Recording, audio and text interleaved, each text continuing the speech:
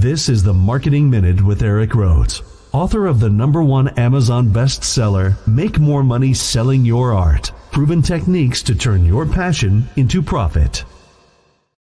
You know, we have the Art Marketing Minute as a separate podcast. If you don't want to wait till the end of the plenary podcast, you can just find that. And you can send your questions to me, eric@artmarketing.com. If you ever want to come on live, you can do that too. We can probably arrange that or pre-record you. The other thing I just want to mention is I'm now doing a thing called Marketing Mondays, and that's on my YouTube show.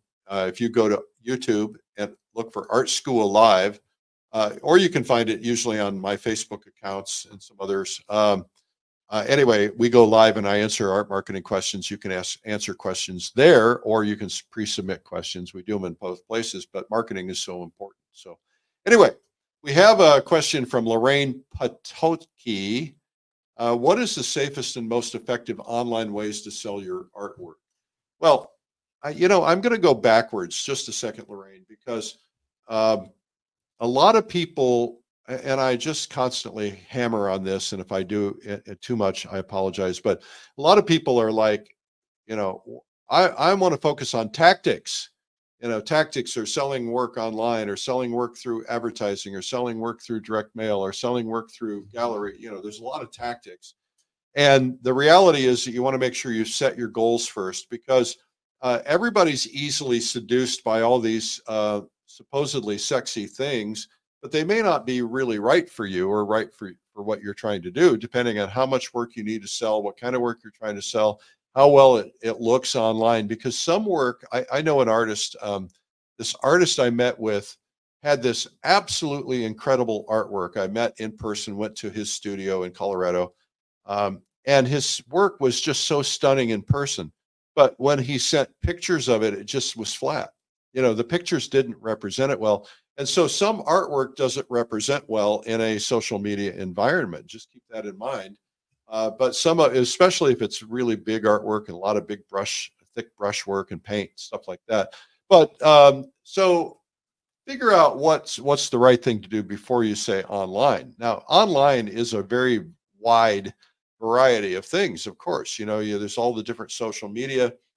There's online would be considered website, would be considered online galleries, would be even considered email marketing and having an online store. There's a lot of different things. And they're all effective and they're all ineffective. And what I mean by that is they might be effective for you. They might not be.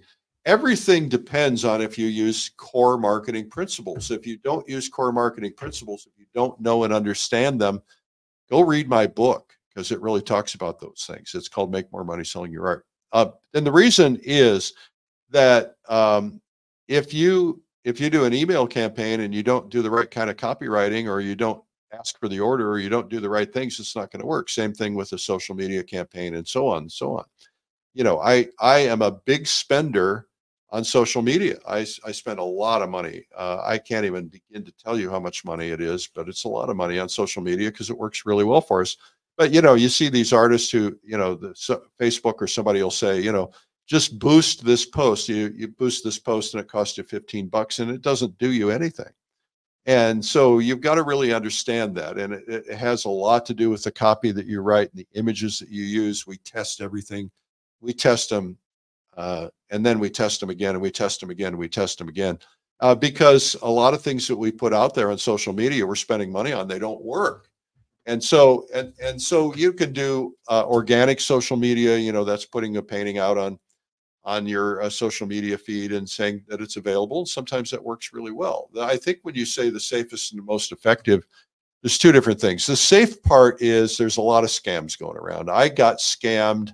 I'm embarrassed by it, but I got scammed 2 different times. One time, a company contacted me and they said, we love your artwork, we love your posts, we love your paintings, and we would like to help you grow your social media. And so I went through a full presentation with them. They got me on a Zoom call, and they're like 3 or 4 people. They were in suits and ties. They were a credible looking agency. They showed us a picture of their building, and they did this in-depth presentation about how they were going to generate money for me with my social media. And that was a really cool thing. And so they said, great, all you got to do is go in there and change this setting right now and put our name in there. And I did it. They took control of my Facebook account and locked me out. They went to that much trouble to do that. Okay.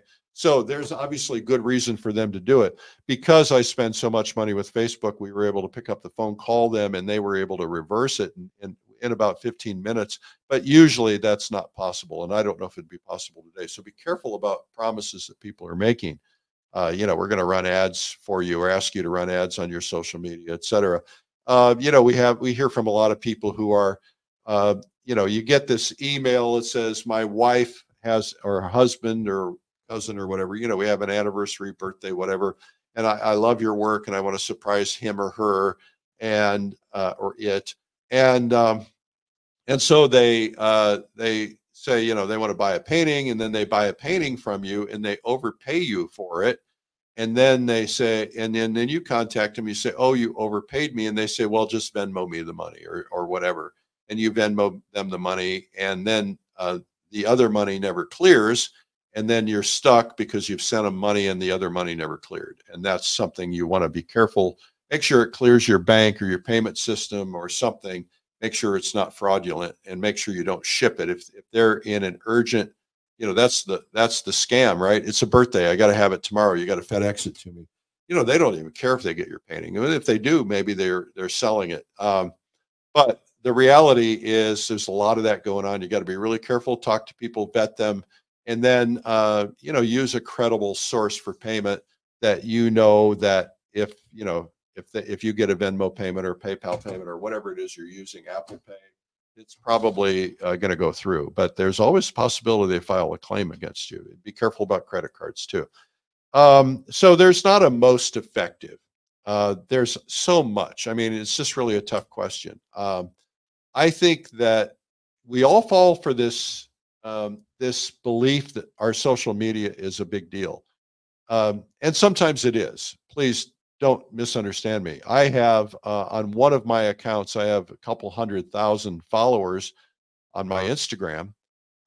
And that's on realism.today. And, so I reach a lot of people, but it turns out that some of them are not legit. Some of them are bots. You hear from people like that all the time. You just got to be really careful.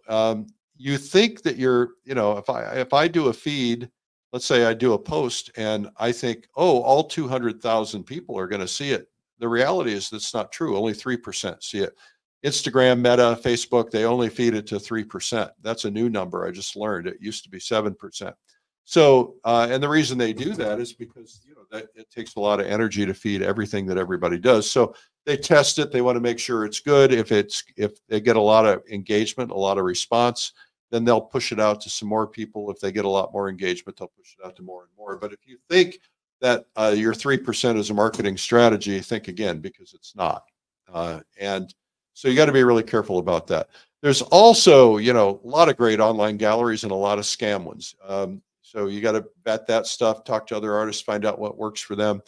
There's also print services, where you can advertise your stuff online. There's a lot of things out there.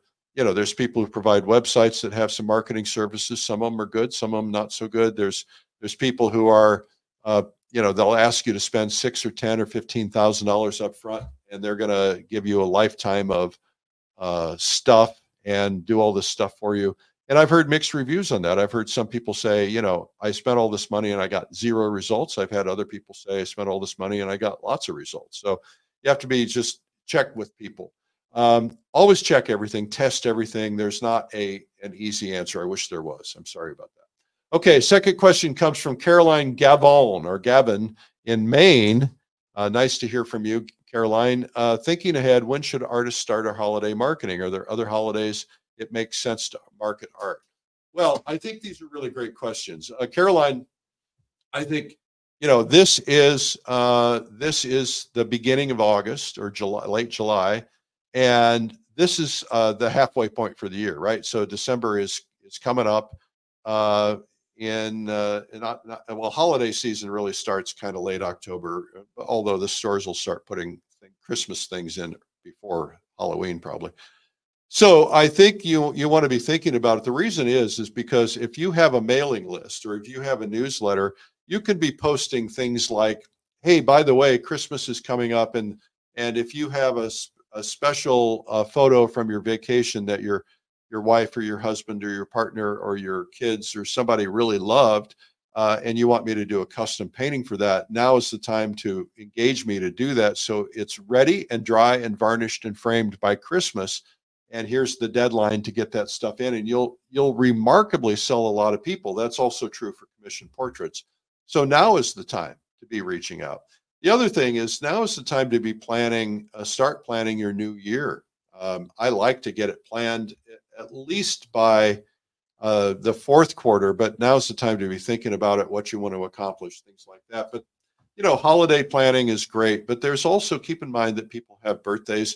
Any excuse you have to get out there, Mother's Day, people are thinking about, what can I get my mom? And a beautiful painting or a beautiful drawing or a beautiful photograph or piece of art, ceramics, whatever, get them thinking about that way in advance of Mother's Day, not too far in advance. But if you're doing commissions, yes, you're doing family commissions, family portrait commissions, you got to have some advance time.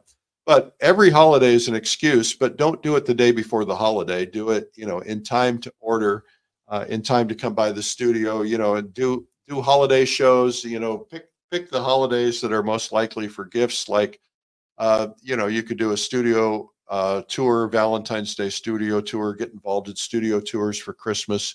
Those are around Thanksgiving. And, there's a lot of things like that you can and should be doing. So I think plan in advance for gift commissions, especially, and I think that will serve you well. I think that will help. I hope that helps. Anyway, that's been the Art Marketing Minute. This has been the Marketing Minute with Eric Rhoads. You can learn more at artmarketing.com.